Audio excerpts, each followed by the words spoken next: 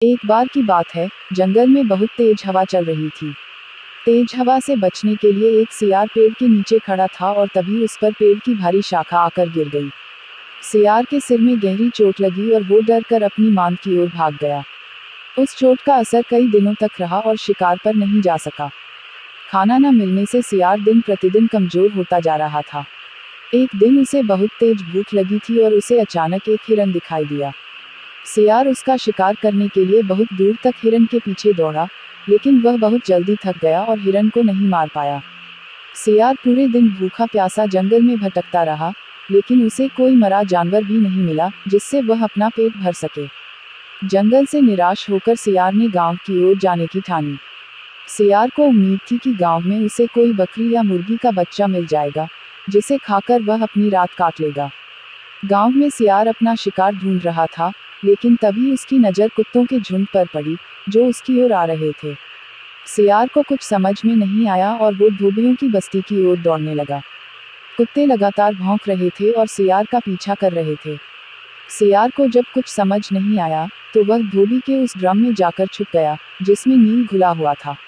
सियार को न पाकर कुत्तों का झुंड वहां से चला गया। बेचारा सियार पूरी रात उस नील के ड्रम में छुपा रहा। सुबह सवेरे जब वह ड्रम से बाहर आया, तो उसने देखा कि उसका पूरा शरीर नीला हो गया है। सियार बहुत चालाक था, अपना रंग देखकर उसके दिमाग में एक आइडिया आया और वह वापस जंगल में आ गया। जंगल में पहुंचकर उसने ऐलान किया कि वह भगवान का संदेश देना चाहता है, इसलिए सारे जानवर एक जगह इकट्ठा हो जाएं। सारे जानवर सियार की बात सुनने के लिए एक बड़े पेड़ के नीचे एकत्रित हो गए। सियार ने जानवरों की सभा में कहा, क्या किसी ने कभी नीले रंग का कोई जानवर देखा है? मुझे ये अनोखा रंग भगवान ने दिया है और कहा है कि तुम जंगल पर राज करो। भगवान ने मुझसे कहा है कि जंगल के जानवरों का मार्गदर्शन करने की जिम्मेदारी तुम्हारी है। सभी जानवर सियार की बात मान गए। सब एक स्वर में बोले, कहिए महाराज, क्या आदेश है? सियार ने कहा, सारे सियार जंगल से चले जाएं, क्योंकि भगवान ने कहा है कि सियारों की वजह से इस जंगल पर बहुत बड़ी आपदा आने वाली है। नीले सियार की बात को भगवान का आदेश मानकर सारे जानवर जंगल के सियारों को जंगल से बाहर खदेड़ आए। ऐसा नीले सियार ने इसलिए किया, क्योंकि अगर सियार जंगल में रहते, तो उसकी पोल खुल सकती थी। अब नीला सियार जंगल का राजा बन चुका था। मोर उसे पंखा झलते और बंदर उसके पैर दबाते।